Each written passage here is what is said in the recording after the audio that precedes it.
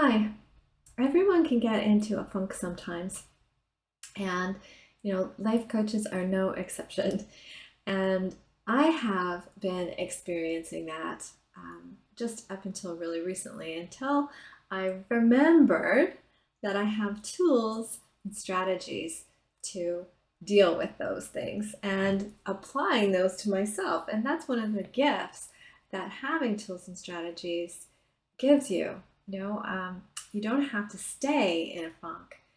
You can apply a process, steps to get out of them, to get out of that place, to really mind your mind and be the master of yourself, to go within and to take control of what it is that's causing you suffering and to alleviate it. And that is such a gift. And so I want to share with you a little bit about what's been going on and help anyone else who's experiencing that in their life right now so that you can do the same thing.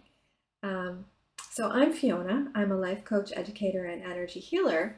And one of the very first things that I think is really key is with all of this is to recognize that it's okay to have this experience, that it's human, it's normal, it's natural, that it's a part of one of the things that I help people recognize is that I, like many, many women, I experienced programming early in my life that taught me some things that weren't healthy and that I, from time to time, relive that. I relive the patterning and programming that I was part of early on in my life. And so that I sometimes still, even after all of this time in personal development and personal growth,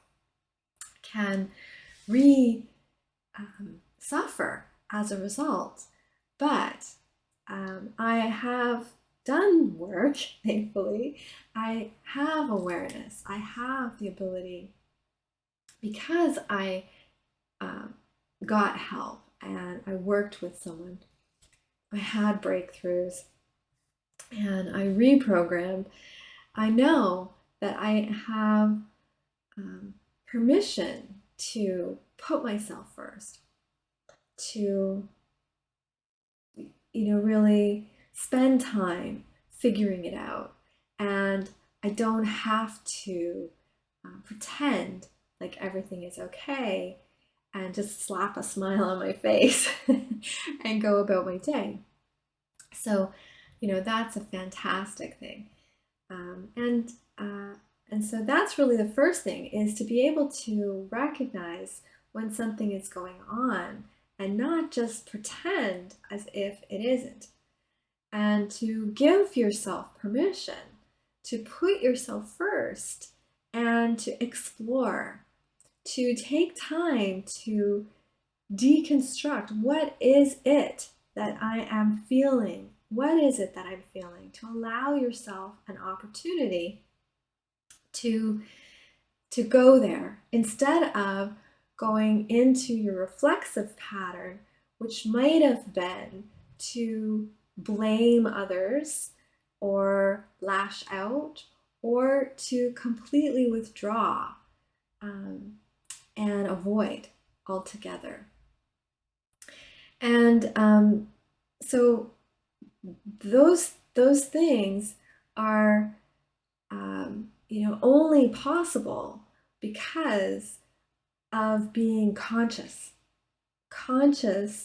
of old patterns, conscious of my worthiness, conscious of the fact that life happens and that everything isn't always perfect, and that is okay. That it doesn't mean that there's something wrong with me, that I'm not broken, flawed, worthless, when I have a feeling that isn't 100% happy or 100% joyful all the time. That everything is temporary, and that, this feeling is temporary and the other feeling is temporary. And so to be able to, ride those waves is important. And to be able to look within instead of constantly looking without, make me feel better, make me feel better, make me feel better. Am I good enough? Am I pretty enough? Am I happy enough for you?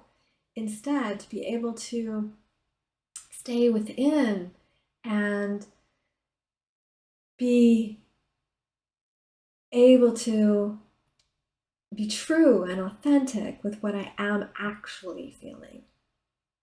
So those things are really key skills to stay present in the moment and not, out of control into some sort of spiral that can really drag you down into suffering for a long period of time.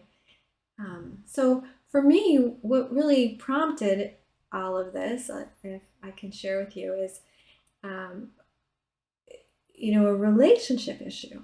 And not a relationship with my partner, but really a relationship with myself and with my definition of who I am. And that's where this issue stems from, of worthiness. And, I really have spent so much time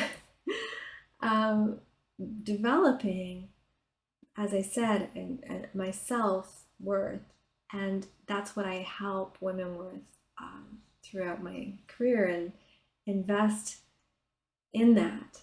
And yet, one area that I am still so vulnerable and really didn't realize it until this last couple of weekends ago is with my children. And my children are grown.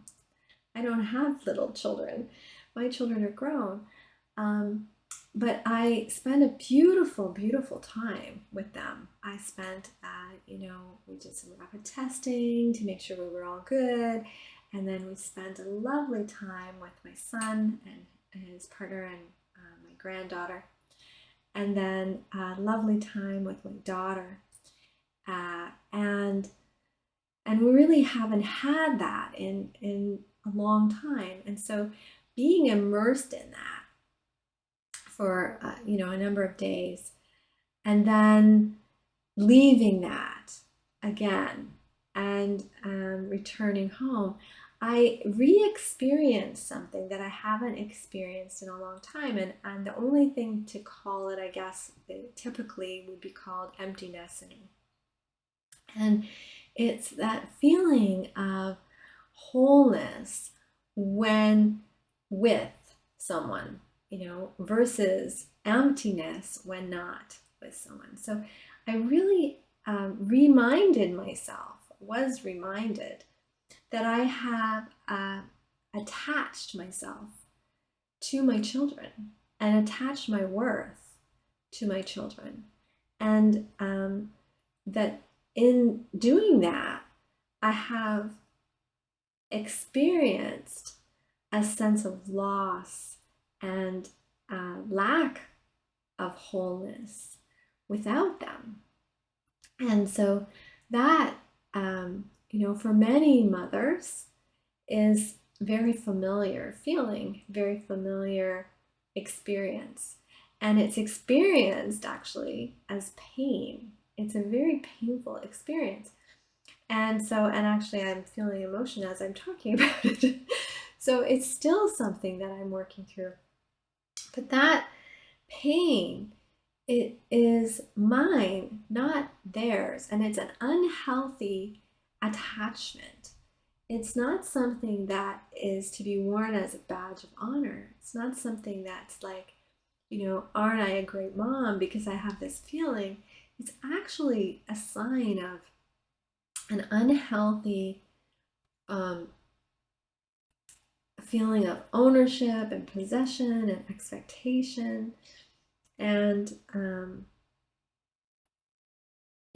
control, and a sense of identification with them instead of myself.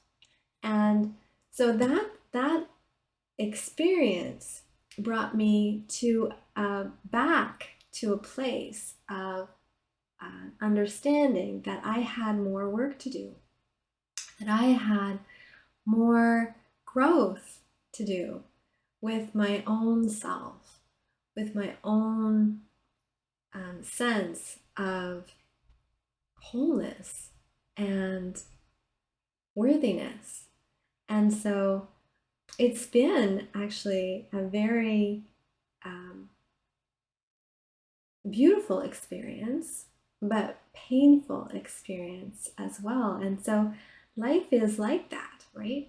You don't always get growth. In fact, mostly you get growth not from the happy, good, easy times. You get growth from painful experiences, and from feelings of difficulties and loss. And so that's 100% what I've been experiencing over the last couple of weeks. Now, I won't say I've been experiencing it for the last couple of weeks, but that's what I noticed a couple of weeks ago on my return from my visit. And I wasn't very nice to be around until I had a chance to figure it out. And so how did I figure it out? Well, first of all, as I said, I have these tools that at first I didn't want to use. To be perfectly honest, what I wanted to do was I wanted to sulk, and I wanted to rage, and I wanted to be angry and blame and just stay in that place for a little while. And so I did.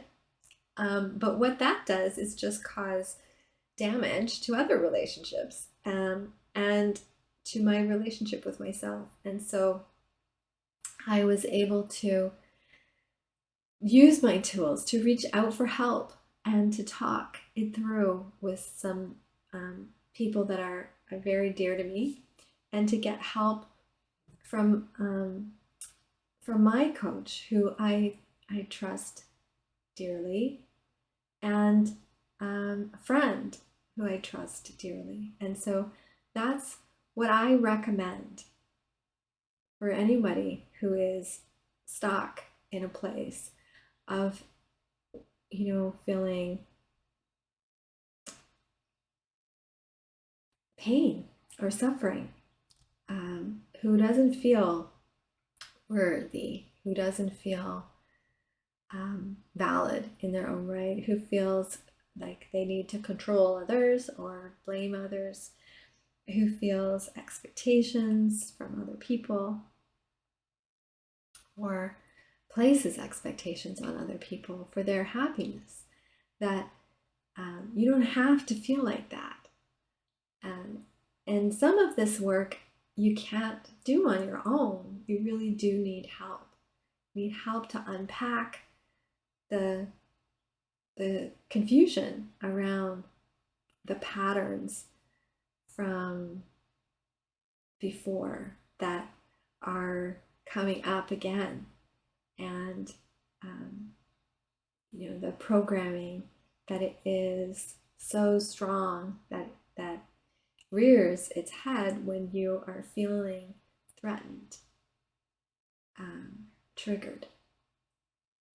And I would love to help you, if you're feeling that way, to start to use some tools really effectively, so that you can become aware of what it is that is happening in you, and allow yourself to feel it and move through it, and to reframe it so that you can get out of that funk and start to see things differently and start to give yourself permission to be whole and happier and healthier, and to see things now in the present the way that they are instead of the way that they were in the past. So I know I don't need to feel the way that I was feeling. I know that I am valid and worthy and whole. My kids are fine. They're not experiencing any of this, thankfully, because they are living their lives whole and happy and healthy. And that is an amazing thing, a good thing. And I'm very, very grateful for that. And so I would love to talk to you more, find out if any of this resonates with you. If you're experiencing any of this and you want some tools to help you get out of your funk, give me a shout and let's set up your free session, and I'd be happy to share with you. Take care.